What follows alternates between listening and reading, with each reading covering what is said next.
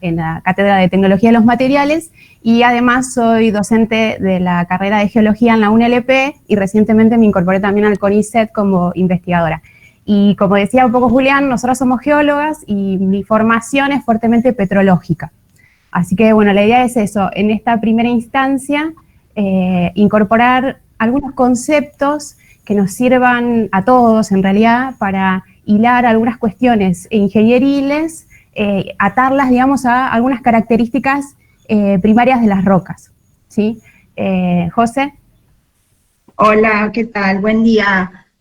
Bueno, yo voy a estar así sin imagen, solamente en audio, porque como decíamos recién, tuvimos un problemita con la cámara.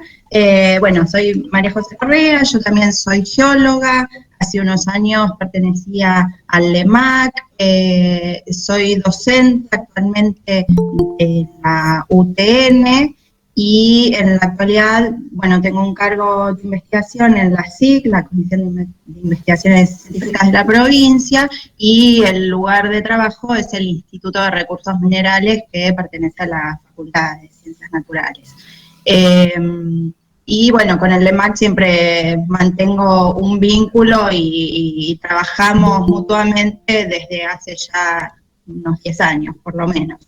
Y bueno, la idea de la charla, como decía Flor recién, es también traerles a todos una especie de vocabulario por ahí geológico que nosotras manejamos, y como para que el día de mañana les pueda llegar a servir de utilidad para interpretar algún informe petrográfico que tengan que leer, y bueno, comprender un poco de qué es lo que hablamos los geólogos cuando estudiamos las rocas, ¿sí?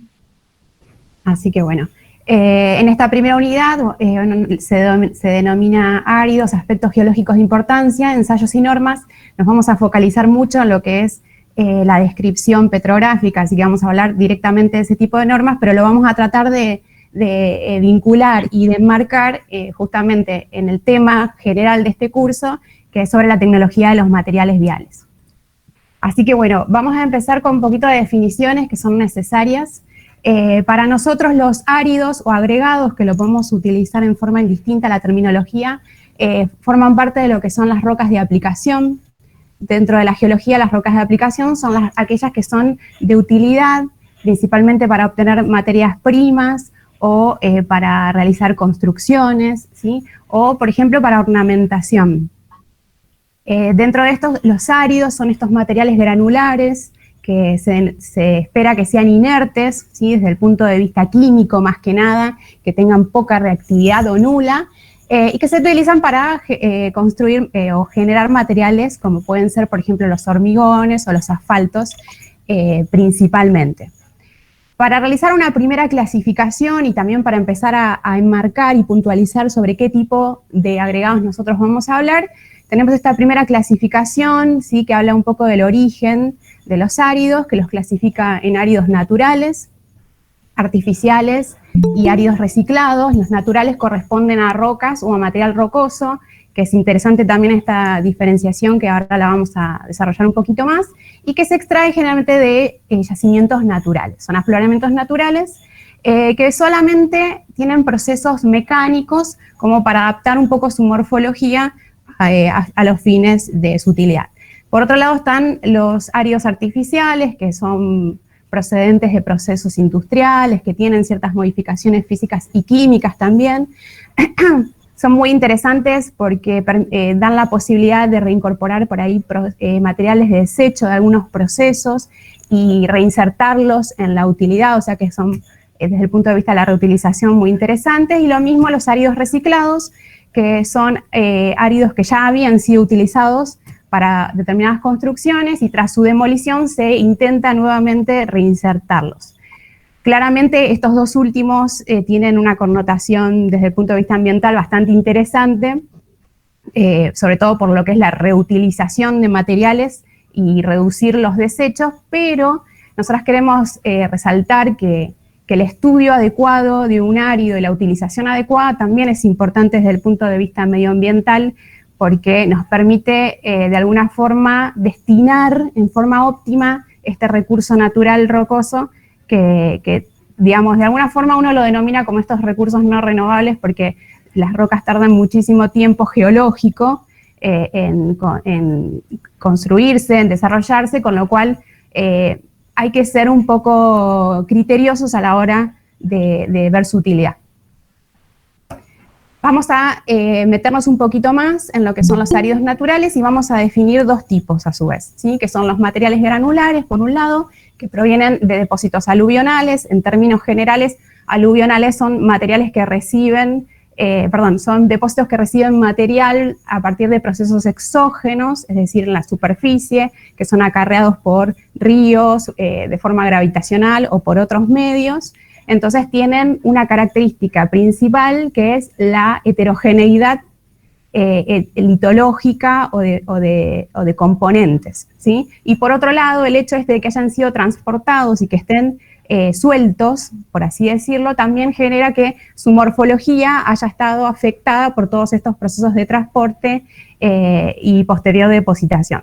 Y por otro lado tenemos los materiales de trituración o chaqueo, que provienen de los macizos rocosos cristalinos, ¿sí? Son rocas aflorantes, principalmente son rocas ígneas y metamórficas, que están en posición de afloramiento, y lo que requiere para su extracción es algún método mecánico de voladura para soltar el material de esos macizos rocosos, y como característica general, que también a nosotros nos sirve esto mucho para ir, digamos, diferenciando cómo vamos a encarar el estudio de uno y de otro, tienden a ser más o menos homogéneos, muchísimo más homogéneos desde el punto de vista litológico que los depósitos o los áridos granulares, con lo cual su estudio, de alguna forma, es un poco más, digamos, como que se estudian desde el punto de vista general, más allá de la granulometría que se obtenga de estos macizos.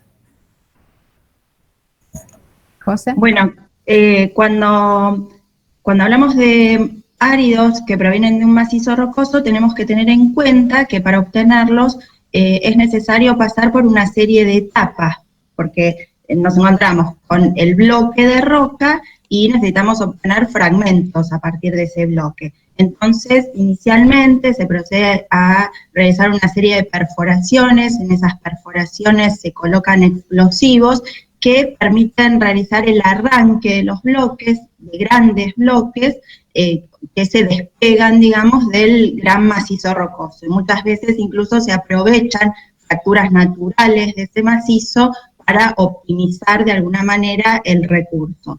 Una vez que se obtienen esos bloques, se procede a la carga en grandes camiones que transportan ese material hacia las plantas de trituración.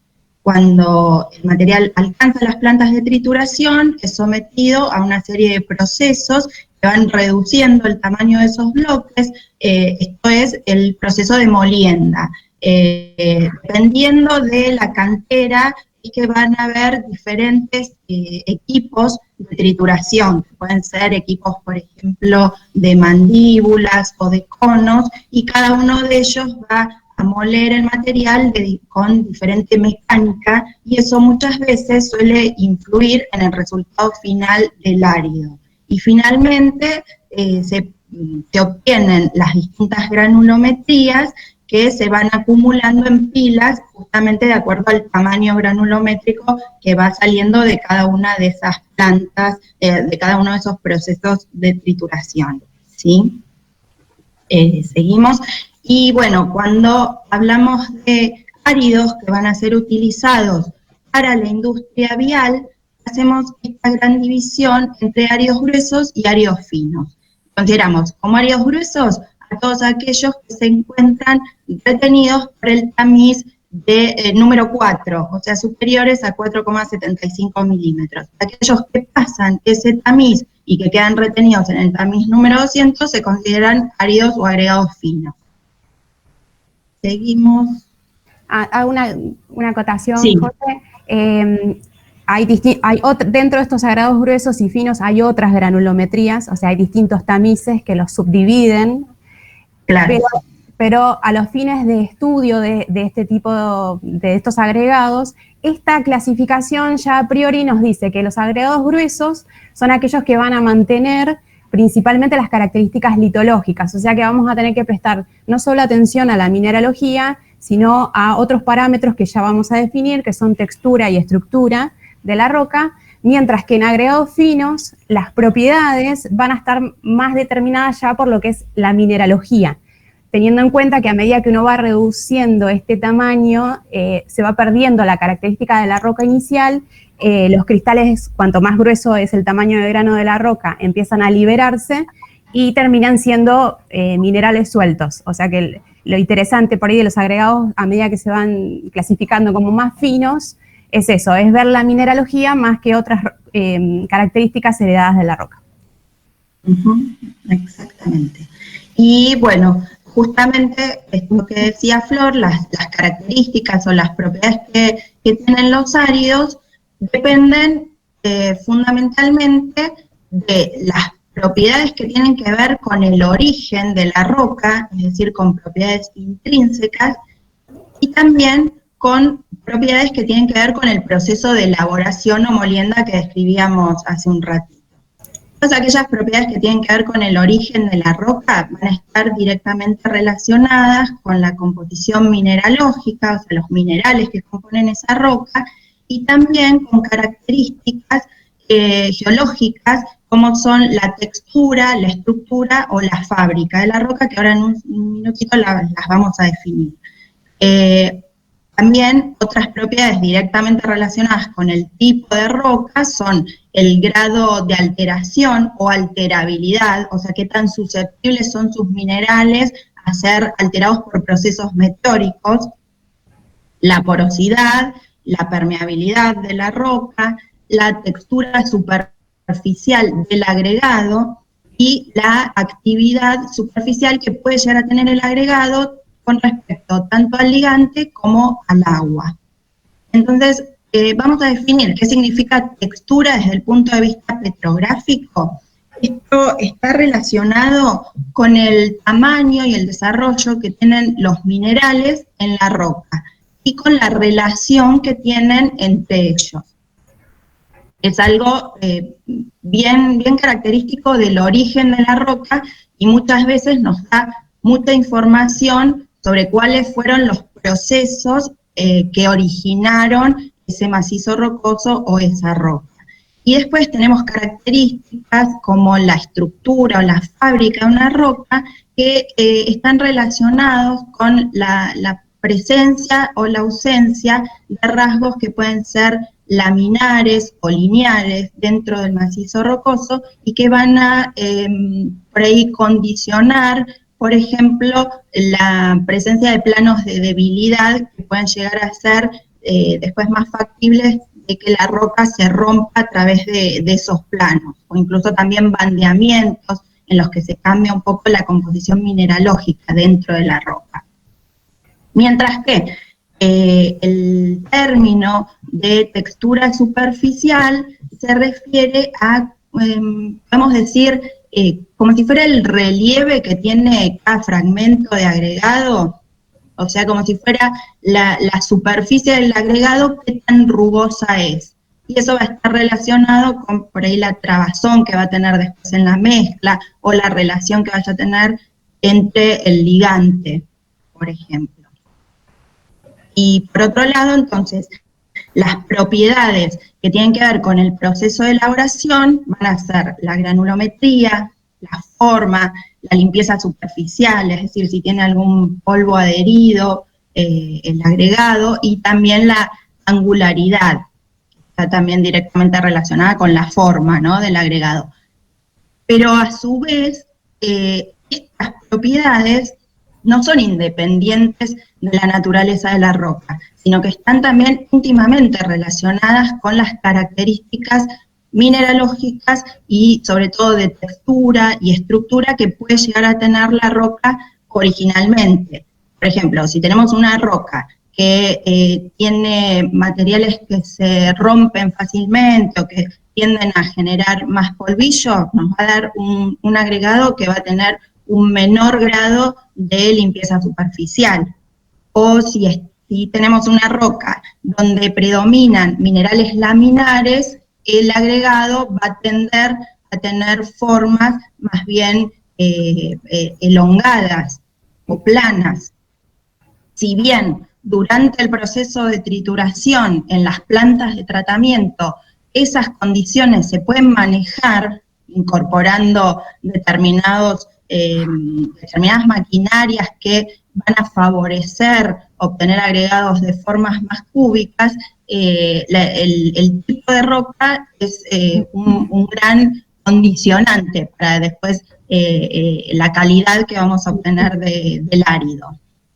Tal cual. Y bueno, relacionado a esto que menciona José, empezar a resaltar estas características de la roca que empiezan a influir ya sobre todo en lo que va a ser el desempeño de esa roca como agregado, e inclusive también cómo van a impactar los procesos sobre este material. Entonces, los minerales son sumamente importantes, ¿sí? Son responsables de gran parte de estas propiedades y estas características. ¿Qué son los minerales? Bueno, son sustancias sólidas, inorgánicas, naturales y que poseen una estructura interna ordenada con una composición química más o menos definida.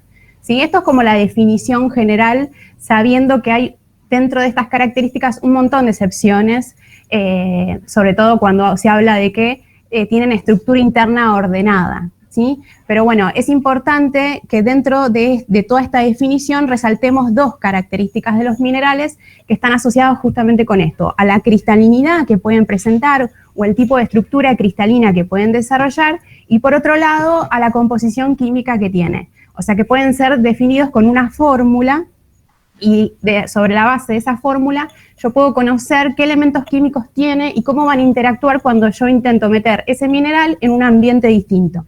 ¿Sí? Eso es desde el punto de vista de la reactividad. Y por otro lado, cuando tengo esta disposición ordenada en el espacio de átomos que están enlazados químicamente, se generan estas estructuras tridimensionales, estructuras cristalinas, que también son responsables de muchas de las propiedades físicas de los minerales. ¿Sí? Estas morfologías por ahí elongadas que decía José de algunos minerales, o más bien cúbicas, están justamente asociadas a esto, a la isotropía o a la anisotropía que puede tener una red cristalina. ¿Sí? Por otro lado, no todas las sustancias minerales generan estructuras cristalinas, y esto está muy asociado al proceso geológico. La cristalinidad de un mineral está íntimamente relacionada con lo que es el tiempo que tuvo ese mineral para desarrollarse mientras se iba solidificando o cristalizando. ¿Sí? No todos llegan a esa estructura, quedando a veces en estructuras intermedias, ¿sí? Hasta llegar a algunas que no tienen ningún tipo de ordenamiento y que se denominan amorfas. Estas estructuras, que quedan ahí como en un estado metaestable, generan sustancias muy reactivas, ¿sí? Porque ante los mínimos cambios en las condiciones químicas, sea el pH, sea la temperatura, sea bueno, un montón de condiciones químicas que uno puede ir variando cuando saca el mineral de su semiestabilidad, puede generar una reacción química, ¿sí? Y este es el típico caso que uno da siempre de las sustancias silíceas, que tiene el cuarzo como la expresión del mineral más cristalino y por otro lado más estable químicamente y también con una dureza muy importante, y por otro lado tenemos el vidrio, que químicamente tiene los mismos componentes, que es silicio-oxígeno, pero al tener distintas estructuras, desde el punto de vista atómico, el vidrio tiene una reactividad principalmente en presencia de agua y otros elementos como son los álcalis, como sodio, potasio y calcio, muchísimo más elevada que el cuarzo. Entonces, vamos a clasificar a estos minerales, teniendo en cuenta esto del desarrollo cristalino, en no dos grandes grupos, pero sí vamos a destacar un grupo muy importante que son los silicatos. ¿Sí? Los silicatos que comparten químicamente esta estructura de tetraedro, ¿sí? Que es un átomo de oxígeno rodeado por de silicio rodeado por átomos de oxígeno, es una estructura sumamente estable por el tipo de unión covalente y por la angularidad que tiene. Y por otro lado, es una estructura que tiene la propiedad de polimerizarse, ¿sí? Es decir, de unirse unos a otros para formar nuevas estructuras tridimensionales. Desde unirse a un solo tetraedro, formando lo que son los nesosilicatos, o a 3 sorosilicatos, formando ciclos, ¿sí? pueden ser también formando cadenas, que son los inosilicatos, o a estructuras más complejas como los filosilicatos en capa o los tecto, que son estructuras tridimensionales. Bueno, esta propiedad de polimerizarse hace que los silicatos sean el grupo mineral más importante y de mayor abundancia en la naturaleza. Y dejan un poco de lado el resto de los minerales que se los llama por ahí, o a uno le da lástima que digan los no silicatos, pero son grupos minerales mucho más minoritarios y están más específicos, más específicamente asociados a determinados ambientes geológicos. Fíjense que acá nosotros les pusimos unas fotitos de algunos ejemplos de silicatos principalmente, y después vamos a ver uno que es el carbonato, como es el cuarzo, ¿sí? Que es el mineral que se denomina resistato, porque es el mineral que resiste a todo el proceso geológico. ¿Por qué? Porque tiene una estructura química sumamente estable, tiene todas sus cargas bien balanceadas, no tiene álcalins que puedan reaccionar con el agua, entonces eso mantiene una estabilidad química, y por otro lado tiene una estructura cristalina bien desarrollada. Por otro lado tenemos otro tectosilicato que es el feldespato. A diferencia del cuarzo, sí tiene álcalins en su fórmula química, con lo cual le da un grado de cierta reactividad, y en superficie forma lo que son las arcillas, por descomposición de este feldespato. Las arcillas ampliamente utilizadas en la industria de la construcción. Y por otro lado tenemos las micas, que son estos filosilicatos. La estructura es muy evidente en capas, y estas micas lo que tienen son minerales muy blandos. Entonces su presencia lo que genera es una reducción de la resistencia de la roca. Y por otro lado tenemos las calcitas, que lo queremos destacar porque fuera de los silicatos es un mineral que también es muy importante en la naturaleza, y si nosotros tomamos estos 6 minerales junto con los anfíboles, perdón, me había olvidado pobrecitos, y los piroxenos, que son inosilicatos, podemos constituir alrededor entre el 80 y el 90% de las rocas que existen en toda la naturaleza. O sea que más o menos reconociendo estos grupos minerales, uno se garantiza poder reconocer ciertos tipos de roca, ¿sí? Vamos a definir roca entonces, ¿sí? Bueno, las rocas que van a formar parte después en lo que son los áridos o los agregados son masas sólidas, ¿sí? Que están compuestas por minerales que pueden ser, cuando está principalmente compuesta por una única especie mineral, se denominan composiciones monominerales, que son las menos. Pero bueno, hay ejemplos conocidos como las calizas, de donde se extrae el carbonato de calcio para elaborar cementos, o las cuarcitas, ¿sí? Como materia prima para extraer sílice y cuarzo, y después la mayoría del resto de las rocas que son poliminerales, es decir, que son una conjunción de varias especies. Esto obviamente cuando es polimineral ya le empieza a generar una heterogeneidad respecto de la respuesta, ¿sí? Pero bueno, en general la mayoría de las rocas lo son. Y es interesante también destacar que todas las rocas tienen una mineralogía primaria que está asociada a su origen, a su formación, a su cristalización, que por supuesto es la mineralogía que se va a utilizar después para denominar qué tipo de roca es, pero también tiene minerales secundarios, ¿sí? Y esto está asociado a que las rocas, ahora lo vamos a ver más adelante, comparten un ciclo donde los materiales van pasando por distintos procesos. Por ejemplo, acá hay un ejemplito rápido que es una mineralogía primaria de una roca ígnea, que podría ser cuarzo, feldespato y micas, afectadas por los procesos externos, ¿sí? Forman por hidrólisis arcillas, óxidos y carbonatos, liberando un montón de cationes a la superficie. Pero esto lo vamos a ver mejor acá. Este esquema, bueno, habla de lo que denominamos el ciclo geológico de las rocas. Como decíamos recién, existen 3 grandes grupos de rocas, ¿sí? Están interrelacionadas entre sí. Esos 3 grandes grupos son las rocas ígneas, las sedimentarias y las metamórficas. Las rocas ígneas son todas aquellas que se forman a partir de la cristalización de un magma, que es un material fundido, un compuesto fundido, que a medida que disminuye su temperatura por diferentes procesos geológicos, va cristalizando. Si esas rocas cristalizan en profundidad, forman un tipo de roca ígnea que son las rocas plutónicas. Pero si el material sale a superficie en forma de lavas, cristaliza en forma más brusca y genera lo que conocemos como rocas volcánicas.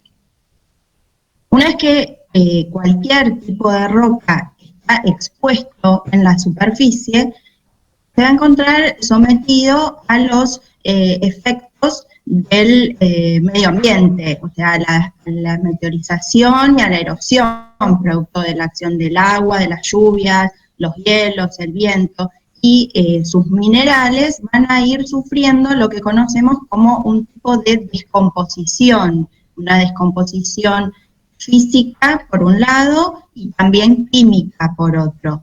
Y eso va generando fragmentos de rocas que conocemos como sedimento, o sea, material suelto. Ese material suelto empieza a ser arrastrado por corrientes de agua o por vientos hasta que llega a zonas deprimidas del relieve, que se denominan cuencas, y se aloja y comienza a depositarse.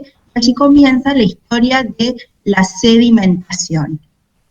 Para transformar esos sedimentos, ese material suelto, en rocas sedimentarias a través de procesos de enterramiento, en los que los materiales sueltos se van compactando, se van cementando, van perdiendo agua que está contenida en los poros intersticiales de esos sedimentos sueltos, y se generan las rocas sedimentarias.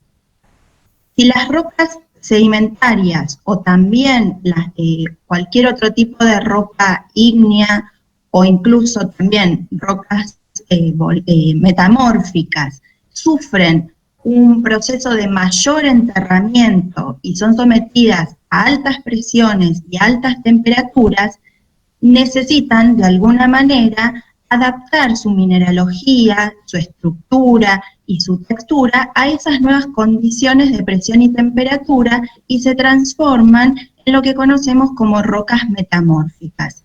Siempre estas transformaciones se producen en estado sólido, es decir, que el material no se funde. Si llega a haber fusión de algunos minerales, ya entramos a pasar al campo de las rocas ígneas. Entonces esto es lo que completaría este ciclo geológico de las rocas. Ahora, lo importante que nosotras en esta charla les queríamos destacar es que veamos que si bien las rocas ígneas y las rocas metamórficas son las más abundantes en la corteza terrestre, fíjense, las rocas ígneas más de un 64% y las metamórficas casi un 30%, independientemente del proceso que hayan sufrido las rocas en profundidad, las que tenemos en superficie, que son las más abundantes con las que nosotros vamos a trabajar a la hora de utilizarlas como áridos, son aquellas que se consideran rocas sedimentarias, y justamente son rocas y materiales que están siendo afectados o que fueron afectados por los procesos de erosión y meteorización. O sea que cuando nosotros trabajamos con rocas que van a ser utilizadas como agregados, esos materiales tenemos que tener en cuenta que sufrieron algún tipo de deterioro debido a los agentes superficiales, a los agentes de meteorización y de erosión. Bueno, ahora podemos describir más o menos brevemente cada uno de esos tipos de rocas. Como dijimos recién, las rocas ígneas se forman por enfriamiento y solidificación de estos fundidos complejos que son los magmas.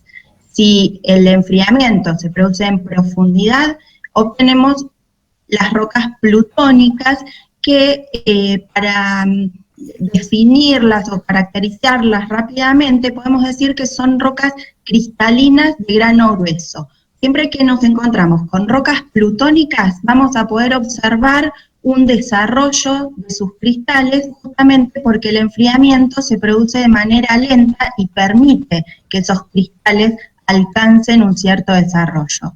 Los ejemplos más comunes, ¿cuáles son? El granito, que tenemos ahí esa foto, donde podemos observar a simple vista cuáles son los minerales que la componen. Mientras que en el caso de las rocas volcánicas, como habíamos dicho recién, cristalizan en superficie y el enfriamiento que se produce es rápido. Entonces las texturas, o sea, el aspecto que va a tener esa roca es como de una masa en la que no vemos desarrollo de cristales. Eso nosotros en términos geológicos lo llamamos texturas vítreas, justamente cuando tienen desarrollo de vidrio volcánico, o texturas en las que no observamos desarrollo de cristales. Son texturas de grano muy fino, claro, se llaman texturas afaníticas. Y el ejemplo más común que también podemos encontrar es el basalto. Y a su vez el basalto va a poder tener distintos aspectos dependiendo si se desarrollan o no vesículas, como en el caso de la foto que vemos ahí, que son como poros que se producen como producto del escape de gases de ese material de la lava, ¿sí? Y después vamos a ver que los basaltos también pueden tener otros aspectos texturales. Y otro grupo de rocas que se encuadran dentro de las rocas ígneas son las rocas piroclásticas, que se forman como producto de erupciones volcánicas muy explosivas. Y estos materiales, que es material incandescente que sale a la superficie, también generan una especie de nubes ardientes, es como un polvo de material incandescente que sube a la atmósfera en forma de una nube y luego cae, y por eso los depósitos se acumulan dentro de un marco que es muy similar al de las rocas sedimentarias. O sea que también este es un grupo un poquito más complejo de estudiar y que tampoco vale la pena detenerse demasiado en las características de las rocas piroclásticas, pero simplemente las tenemos que tener en cuenta porque, por ejemplo, en zonas cordilleranas como en Mendoza, pueden haber este tipo de materiales, ignimbritas o tobas, como producto de erupciones volcánicas este tipo explosivas. Y sabemos que, por ejemplo, en la zona de Mendoza se aprovechan áridos que provienen de depósitos aluvionales, y en esos depósitos aluvionales, donde las litologías son muy heterogéneas, encontramos una mezcla variada de todo tipo de rocas, es común que aparezcan fragmentos de tobas o de ignimbritas. Y además las ignimbritas, tienen también un alto contenido de vidrio volcánico, que es sílice, pero es esta sílice amorfa. Entonces tenemos que abrir un poquito los ojos cuando nos encontramos con estos materiales, porque, como vamos a ver más adelante, los vamos a clasificar dentro de esas sustancias que no son tan deseables de encontrar en un material que va a ser usado como agregado. Tal cual. Bueno, seguimos con algunas características más del resto de los grupos, como mencionó José, las rocas sedimentarias, que se forman a partir de la disgregación o erosión de las rocas, que es una fragmentación mecánica, o mismo acompañado de una meteorización que puede modificar la mineralogía de la roca. De acuerdo a cómo viajan estos materiales, hay dos grandes grupos a tener en cuenta. Por un lado tenemos todo lo que viaja en forma de clasto, que se denominan rocas clásticas, que son constituidas por materiales que se clasifican también granulométricamente en materiales muy finos, como ser menores a 0,074. Esta clasificación varía un poco, algunos dicen 0,062, pero bueno, la idea es que tenemos una serie de materiales muy finos que son arcillosos, entre limo y arcillosos. Después tenemos un material intermedio que está denominado en el rango de las arenas, y por encima de este rango, que son los 2 milímetros, tenemos todo lo que son los conglomerados. Los conglomerados no son más que la cementación de estos materiales granulares que se utilizan, como decía José, como árido en las graveras en zonas de cordillera principalmente. Estas rocas que son clásticas están constituidas por tres materiales. Por este material detrítico, que puede ser material mineral o de roca, ¿sí? Un cemento, que es lo que empieza a generar la diagénesis, que es lo que le llamamos nosotros, que es la consolidación del sedimento, y una matriz que está constituida por el material también rocoso o mineralógico más fino, o sea, tiene 3 componentes. Eso hace acordar mucho a lo que es el hormigón en sí, ¿sí? O algunas sustancias de estas artificiales, estas mezclas artificiales, bueno, emulan un poco, mejorando lo que son las características de estas rocas naturales. A tener en cuenta es justamente la proporción de esos 3 componentes, de clastos, de matriz, de ese material fino, y del tipo de cemento, que puede ser tanto un cemento carbonático como un cemento silicio, dependiendo del ambiente. La resistencia de la roca va a estar asociada a la proporción de estos 3, que también a su vez está asociado a lo que es la compactación que tenga la roca, ¿sí? Por otro lado tenemos el grupo de los materiales que viajan en disolución, ¿sí? Esto es material disuelto por meteorización química, y constituye, una vez que esto precipita, esto no se deposita sino que precipita químicamente por cambio en las condiciones, y forma estas rocas que se denominan químicas o bioquímicas, dependiendo de si hay algún organismo vinculado a su precipitación o no, y en términos generales son estas rocas como las calizas, que están conformadas por carbonatos de calcio, de magnesio. Como característica general, digamos, está determinada mucho por su química, la característica de esta roca. Hay que tener cuidado porque son muy reactivas, sobre todo en ambientes ácidos. Y por otro lado, otro tipo de roca química que suele aparecer mucho, también vinculado como mezcla de sedimentos, son los chert. Los chert sería como uno puede hacer como una similitud con la caliza, pero en vez de ser constituido todo por carbonato de calcio, es todo silicio, o silicio oxígeno o silicio, que tiene una cristalinidad muy baja. ¿Sí? Generalmente el chert tiene poquito cuarzo cristalino, y después todo eso está medio como cementado con ópalo o calcedonia, que son variedades más bien amorfas de la sílice.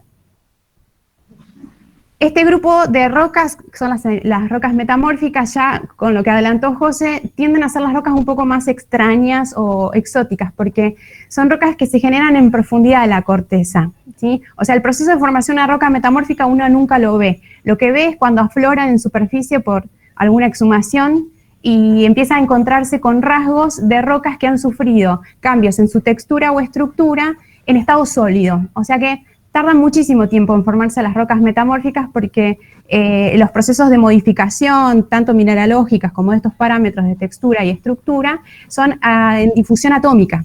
O sea, es átomo a átomo que se van moviendo en estas rocas. Como interesante es que son rocas que, al estar asociadas a ambientes de presión, tienden a desarrollar muchas fábricas foliadas, se llama, o lo que hablaba José, esto de elementos orientados. Mucho plano, mucha línea, con lo cual estas rocas tienden a tener una baja resistencia, ¿sí? Salvo quizás por ahí las rocas bandeadas, como decía José, las que tienen variación mineralógica en su estructura, pero las demás, por ejemplo las filitas, pizarras y esquistos, tienen mucha mica, mucho filosilicato, con lo cual cuando uno las somete a presión, esos planos predeterminados tienden a generar deslizamientos. O sea, no son rocas muy afortunadas a los fines. Sí se utilizan mucho como ornamentación porque tienen una apariencia muy bonita. Y por otro lado tenemos lo que son las rocas no foliadas, que en realidad son no foliadas por una cuestión mineralógica, ¿sí? Como ser las cuarcitas, que son como un símil, las areniscas en las rocas sedimentarias, pero que han sufrido una recristalización muy intensa, y eso le da una resistencia muy importante a la roca, ¿sí? Y bueno, también está el mármol, que sería como la recristalización o la formación de cristales más grandes dentro de las rocas carbonáticas, de las calizas, y ustedes saben que los mármoles se utilizan principalmente como roca ornamental y es una roca muy valorada en el mercado. Bueno, asociado a esto que nosotros fuimos mencionando de los 3 grupos principales de roca, nosotros ahora lo que vamos a tratar de hacer es acotar, para que no se queden en un universo litológico muy grande, los tipos de roca dentro de estos grupos que son más utilizados o que es más probable que a ustedes les llegue ese tipo de material para evaluar, ¿sí? ¿Qué vamos a evaluar de esas rocas? Bueno, características de durabilidad, ¿sí? Que sean estables, que tengan fases minerales que tengan baja potencialidad de reacción, que tengan buena resistencia, o sea que ahí vamos a ver mucho el tema de la estructura, que no tenga estructuras muy anisótropas, que no tenga minerales muy del tipo filosilicato, ¿sí? Vamos a ver qué morfología de partícula vamos a apreciar, que siempre lo que se acerca más al cubo, con lo cual todas estas rocas heterogéneas anisótropas, foliadas, van a ser mucho más elongadas. Vamos a ver el tema de la textura superficial que mencionaba José, después lo vamos a ver bien en un ejemplo. El tema de la porosidad, ¿sí? Mucho espacio vacío en las rocas tampoco está bueno, eso le disminuye la resistencia y también genera espacios donde se pueden meter partículas que puedan reaccionar y también influye mucho en lo que es en la absorción, ¿sí? Y por otro lado la afinidad con el agua, ¿sí? Que tenga fases minerales que no tiendan a interactuar tanto con el agua, sea desde el punto de vista físico de generar expansiones o mismo químico por un tema de hidrólisis. En ese sentido, bueno, hay algunos minerales que hay que prestar atención, como decía José, abrir los ojos cuando uno se los encuentra en los estudios petrológicos. ¿José? Que estoy. Era para saber si estaban prestando atención. Bueno, acá queríamos sintetizar un poco las litologías que pueden ser más comúnmente utilizadas como áridos. Entonces nosotras englobamos en un gran grupo denominado de granitoides estos tipos litológicos que no son granitos en su sentido estricto los tres, sino que la primer foto que vemos sí es un granito propiamente dicho, donde vemos esa textura granuda típica con el desarrollo de cuarzo, feldespato y micas. Y fíjense, en las que tenemos al lado, lo que ocurre es que tenemos la misma mineralogía, eso se pueden dar cuenta intuitivamente porque tenemos más o menos los mismos colores, se ven colores blancos, rosados y grises, nada más que la diferencia es la distribución que tienen esos minerales, o sea, y la relación y el desarrollo que tienen cada uno de ellos. Entonces, acá lo que vemos es un lindo ejemplo de cómo pueden variar las texturas, o sea, tenemos una mineralogía que es igual, pero dependiendo del origen o de los procesos que sufrió esa roca, su textura es diferente. En la del medio, fíjense que los minerales que son de color negro o gris oscuro tienen como una orientación planar, vemos como planitos más o menos subparalelos entre sí. Y en la tercera fotografía vemos desarrollos de cristales grandes, de cuarzo o de incluso también algún feldespato metidos como en esa masa gris de grano más fino. Bueno, esas variaciones texturales, después a la hora de hacer un tratamiento, una trituración de estas rocas, vamos a obtener agregados con por ahí características diferentes. Pero vamos a ver también más adelante que, sin embargo, cuando hacemos la clasificación a través de las normas IRAM, utilizando las normas IRAM, van a caer todas, digamos, en el mismo campo. Entonces, por eso acá se las agrupamos y se las mostramos, se las presentamos todas juntas.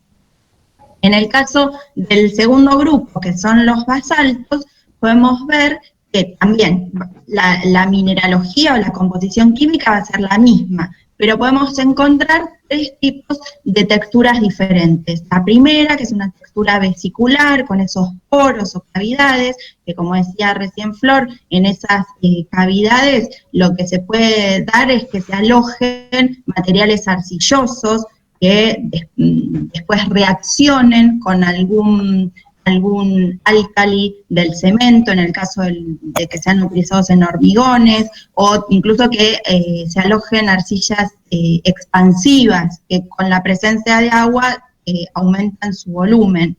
Y también puede alojarse material silicio amorfo, que también puede llegar a ser reactivo con los álcalis del hormigón. Entonces podemos tener toda esa serie de inconvenientes en el caso de que tengamos un basalto vesicular. El basalto de la fotografía del medio es un basalto con una textura fanítica típica, donde no hay desarrollo cristalino, o sea, a simple vista no distinguimos minerales, vemos como una masa homogénea. Mientras que en la foto de al lado vemos una textura que denominamos porfírica, donde si ven bien tenemos el desarrollo de esos cristales prismáticos y medio redondeados, que seguramente son de algún piroxeno, metidos en esa masa de grano más fino. Este tipo de texturas en el caso de los basaltos, es como más propensa a ser meteorizada cuando esta roca se encuentra en superficie. Entonces, ojo, prestemos atención. Influye mucho la composición química de la roca y también su textura. Y después tenemos el caso de las cuarcitas, de areniscas, que nuevamente, desde el punto de vista composicional o mineralógico, ambas están formadas por cuarzo. En el primer caso, que tenemos una cuarcita, el tamaño de grano es mucho más pequeño, es una roca muy masiva, compacta. Fíjense que es algo muy, muy homogéneo, algo que se ve muy masivo. Y en la foto que sigue, que es la arenisca, ahí distinguimos los fragmentos o las partículas de arena redondeadas y que a su vez están compactadas y cementadas. Y a su vez, cuando estamos hablando de areniscas o de rocas sedimentarias, importa mucho también estudiar el tipo de cemento que que aglutina esas partículas, porque podemos tener un cemento de naturaleza carbonática, que en presencia de agua, y sobre todo en presencia de aguas ácidas, se va a tender a disolver, o también podemos tener cementos silíceos que en general suelen ser también una sílice amorfa, que como ya dijimos varias veces, es reactiva en algunos, con algunas sustancias que componen parte del hormigón. Claro, como decía José, siempre uno presta atención dependiendo del entorno o la aplicación que va a tener esta roca. En el caso de los agregados para uso vial, sean para la confección de asfaltos o hormigones, todos estos agregados tienen que pasar por una serie de ensayos normalizados que nosotros, bueno, están acá en el cuadrito, lo pueden ver en el pliego de especificaciones técnicas de Veredad Nacional, más desarrollado. Nosotras vamos por ahí a especificar un poco más lo que es el análisis del estado físico de la roca, que es un poco lo que ya venimos haciendo, bajo qué criterio venimos valorando algunos componentes o algunas características de la roca, pero bueno, también queríamos mostrarle en qué marco es esto, ¿sí? Que son las normas IRAM 1702 y 3, y también está buena la norma IRAM 1649 porque si bien es más acotada a los hormigones, es como complementaria, ¿sí? Nosotras la queremos. A nosotros nos cae muy bien como geólogas porque ordena un poquito más el estudio. Bueno, en términos generales, las normas IRAM 1702 y 3, que son como consecutivas, porque la 1702 habla mucho más de lo que es el muestreo y cómo encarar el estudio dependiendo del tipo de muestra que a uno le llega, o si tenés que tomar una muestra, dependiendo, por supuesto, del tipo de macizo rocoso o si es un depósito granular, una gravera. A uno le puede llegar ya las bolsas con el material partido, o hay que ir a tomarlo a las pilas, como decía José, donde están las distintas granulometrías, con lo cual también hay que tener algunas consideraciones de muestrear en distintos lugares de la pila, por cómo se va asentando el material y cómo va siendo afectado por las condiciones ambientales, ¿sí? Ahora, cuando uno va, le llega una muestra de una roca que en realidad es una exploración para ver si se puede explotar algún macizo rocoso, puede llegarle también testigos de roca. Es decir, las rocas, la perforación en el sector donde se considera que hay una potencia de afloramiento importante como para extraer rocas. Entonces, bueno, digamos, las valoraciones que uno va haciendo son distintas considerando la homogeneidad o la heterogeneidad de la roca que vas a estudiar y el tamaño de grano que venga. Ay, me estoy escuchando a mí misma, qué horror. Después se habla, dependiendo de cómo sea esta muestra que va llegando, obviamente que cuanto más fino es el material y más homogéneo, menos cantidad voy a necesitar, y todo lo contrario, si el material es heterogéneo y de tamaño de grano muy grueso, como son las gravas, ¿sí? Bueno, eso después necesita un proceso de tamizado para mantener la representatividad de esa muestra, ¿sí? Eso es lo que uno siempre está en peligro cuando estudia estos materiales heterogéneos, las gravas, de perder la representatividad de todo el depósito, ¿sí? Y bueno, y después cómo se van haciendo los análisis de componente por componente, donde se utilizan. Bueno, los materiales son los tamices, en el caso que se requieran estudios por granulometrías, observación directa de la roca, lupas y microscopio, ¿sí? Llegado el caso del microscopio, vamos a tener que hacer una sección delgada, ¿sí? Eso es un corte que se manda a hacer con una lámina delgada donde se hacen otras valoraciones desde el punto de vista petrográfico. Tener en cuenta que la clasificación en fracciones o el estudio bien detallado de las fracciones tiene que ver más que nada con las gravas, ¿sí? Porque los distintos tamaños pueden tener distinta distribución de las litologías que traen. Mientras que si uno va a trabajar sobre un macizo rocoso, más allá de que vengan distintos tamaños, posiblemente encuentre las mismas características. ¿No, José? Sí, tal cual. Es así. Y bueno, lo que hacemos, en realidad, una vez que obtuvimos, ya sea por tamices o de la muestra global, porque a veces, como decíamos recién, a veces no es necesario analizar por tamices si toda la muestra proviene quizás de un macizo rocoso que consideramos homogéneo. Pero bueno, más allá de eso, vamos a observar detenidamente si existe la presencia de materiales que los podemos llegar a clasificar como objetables desde el punto de vista de las normas, porque pueden llegar a resultar perjudiciales o deficientes cuando esa roca se utiliza como agregado. ¿Y cuáles pueden ser los materiales que se consideran dentro de este grupo como materiales objetables? Bueno, si por ejemplo existen arcillas, algún tipo de mica, cualquier mineral que sea laminar, justamente por estos planos de debilidad en los que va a circular más agua y se van a descomponer más fácilmente, la presencia de sales solubles, rocas que están descompuestas o descompuestas, cuando decimos la palabra descompuestas nos referimos a minerales que están alterados por efectos de la acción meteórica, ¿sí? Efectos de la acción superficial.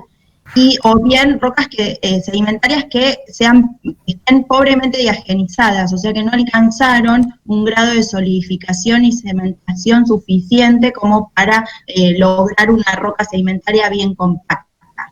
O también rocas que con un grado de descomposición leve o moderado o que estén pobremente cementadas. Entonces, todos esos materiales o partículas que podamos detectar que tengan que ver con esto, vamos a tratar de determinar en qué porcentaje se encuentran en la muestra para justamente poder decir si el material, si todo el agregado es apto o no para el uso en el que se va a requerir. Exactos, rocas insolubles en agua, como por ejemplo las calizas, las dolomías, y materiales muy duros o insolubles, como pueden ser las graubacas, anfibolitas, vulcanitas, granitos, y lo mejor que nos puede pasar es encontrar abundante presencia de cuarzo, que puede ser cuarzo proveniente de filones o de vetas, o incluso areniscas cuarcíticas que estén bien cementadas. Entonces esos serían como los mejores materiales que podemos encontrar a la hora de utilizar un material como agregado, ¿sí? Claro, desde el punto de vista físico y químico, aunque después tenga otras circunstancias, también las cuarcitas tienen sus problemas. Pero bueno, hablando, lo que decíamos un poco, que las normas nos interesaba lo complementario, es que cuando nosotros vamos sobre el estudio petrográfico de la roca, no es que atacamos directamente el tema de la especie mineral y valorar si sirve o no sirve, si es perjudicial o no, sino que uno lo que hace es un una descripción que empieza por lo más obvio, que es la coloración de una roca, después va a la textura, como decía José, ver si se ven los minerales, si no se ven, qué colores hay. El color del mineral es una de las características súper distintivas de cada uno de los grupos minerales. Y la norma 1649 está buena porque nos permite desarrollar un poquito de eso, de ver el color de la roca, qué minerales hay heterogeneidades, no hay heterogeneidades, cuál es el estado físico general, si está fracturado, si no está fracturado, si tiene rellenos, si no tiene rellenos con sustancias perjudiciales. Y después sí ir a la parte de valoración, que es un poco más importante, sobre todo en los hormigones, por el tema de la reactividad de algunas especies. José, no sé si quieres decir esto.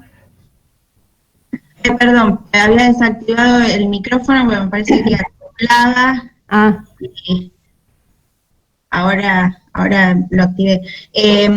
Claro, en esta norma que se refiere bien a agregados que son usados para hormigones, se presta mucha atención a la presencia de algunas de estas variedades de sílice que pueden ser lipocristalinas o amorfas, porque entran en reacción con los álcalis que componen el hormigón, el cemento del hormigón. Y también se presta atención a que no exista demasiado cuarzo microfracturado o tensionado, que es cuarzo que sufrió altas presiones y una especie de deformación de su red o su estructura cristalina, y eso afecta de alguna manera la reactividad que después puede llegar a tener con los álcalis del hormigón.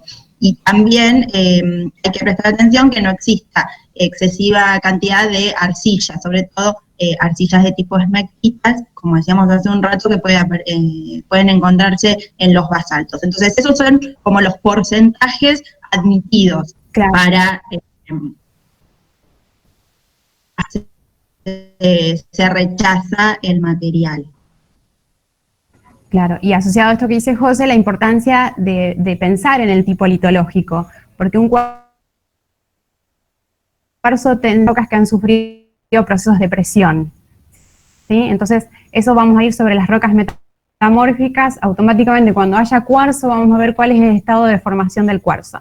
Mientras que las formas o las variedades más amorfas, desde el punto de vista cristalino de la sílice, no las voy a buscar en esas rocas profundas donde hay tiempo de cristalización, las voy a buscar en la superficie. Entonces, si me llega una roca volcánica, voy a prestar atención al vidrio, a una sedimentaria, a una variedad criptocristalina de la sílice, como puede ser una calcedonia como cemento, un ópalo, ¿sí? Después están estas variedades que son también tridimita y cristalita, es cuarzo, no deja de ser cuarzo, pero son cuarzos de alta temperatura, con lo cual también ese cuarzo en superficie de alta temperatura puede llegar a reaccionar, y sí, si bien se lo denominan como minerales de reacción lenta porque tardan más tiempo, igual hay que tenerlos en consideración a la hora de la descripción. Y estos porcentajes que decíamos permitidos, en realidad son porcentajes bastante muy semicuantitativos, diría yo, casi cualitativos, porque uno lo que hace es trabajar sea en la granulometría que sea, lo que tenemos que hacer es empezar a contar, ¿sí? Sobre una muestra representativa y un conteo total de individuos, ver cuántos hay de estos minerales y hacer un porcentaje general. Esto se puede hacer tanto en muestras a lupa, ¿sí? Como en la fotografía esta que vemos acá, que es una arena, ¿sí? Sobre todo la presencia de estos minerales amorfos es muy común en los tamaños arena más finos, porque es donde se desprenden y aparecen más evidentes, pero también uno lo podría hacer en un corte petrográfico, como se ve acá. Esto es una vista de un corte al microscopio con un analizador que exagera los colores de los minerales para su identificación, y también podría hacer, tomar una sección típica, hacer un conteo de minerales y después pasarlo en forma relativa a un porcentaje para poder informarlo. Perfecto. Y bueno, un poquito como resumen de esta parte teórica, si pasamos a lo práctico, les agrupamos acá los principales tipos litológicos que pueden ser usados como áridos y las características que esperamos encontrar en cada uno de ellos.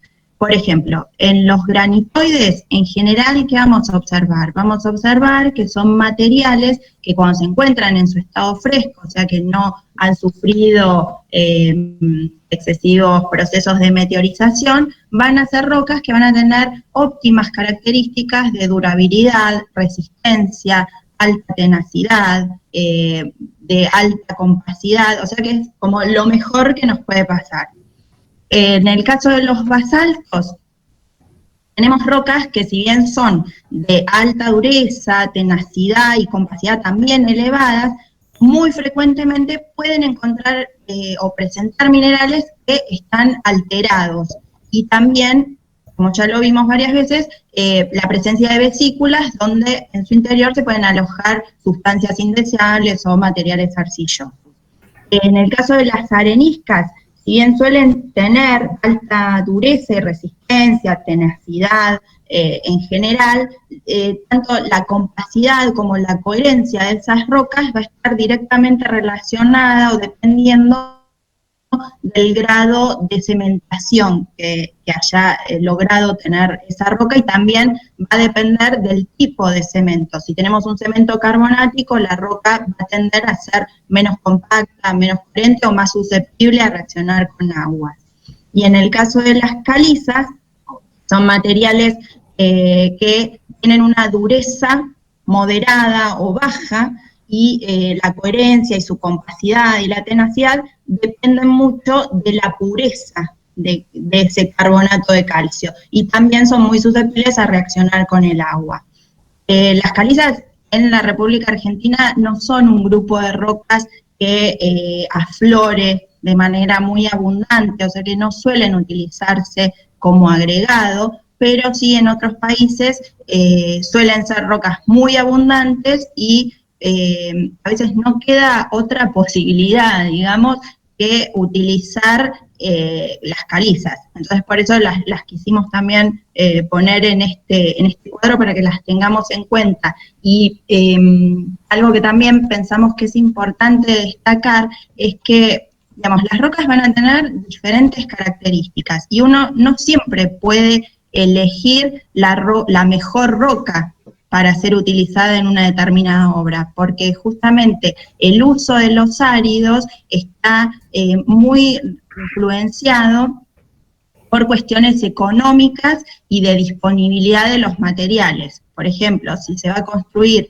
una ruta que pasa por un sector donde hay depósitos aluvionales ahí muy cerquita, se van a aprovechar esos depósitos aluvionales y que quizás no son los mejores, pero son los que están disponibles. Entonces, nos tenemos que adaptar al material que se encuentra cercano a la obra, muchas veces por cuestiones económicas. Tal cual. Y bueno, y esto que José redondea por tipo de litología es como la situación ideal que te llegue una muestra de un tipo litológico, pero en general en las rocas que son de agregados granulares o de depósitos aluvionales, viene una mezcla de todo esto. Entonces también hay que hacer un conteo de litologías, además de minerales, para ver esa muestra qué es lo representativo o qué es lo que va a gobernar las propiedades, o si van a ser totalmente, a veces es complicado ver cómo va a funcionar ese agregado, porque tiene una variedad tan importante de rocas que, bueno, puede ir para cualquier lado, es así. Pero bueno, como decía José, se usa lo que se puede, lo de cercanía. Los materiales de construcción tienen que ser materiales accesibles desde el punto de vista económico, mismo para su explotación, ¿sí? Son rocas que se extraen a cielo abierto, es decir, en superficie, tratando de hacer laboreos los menos complejos posibles, justamente porque eso encarece el producto.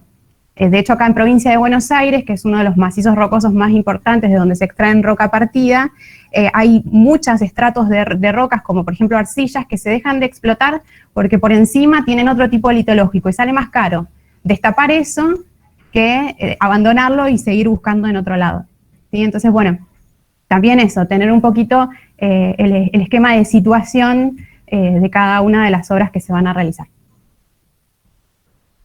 Y bueno, con esto finalizamos esta partecita. Perfecto, no sé si quieren, ¿qué te parece? Si alguien tiene alguna duda, quieren hacer alguna consulta, y nosotros después después queríamos pasar a una parte práctica. Sí, voy a dejar de compartir un cachito, así los puedo ver. Les Acá. agradecemos a las dos doctoras. Un aplauso encerrado en cada uno en su casa. Ahí, Kiki.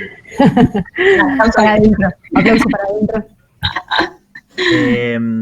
La parte práctica, la de las preguntas, estaba diciendo no. Nosotros tenemos algunas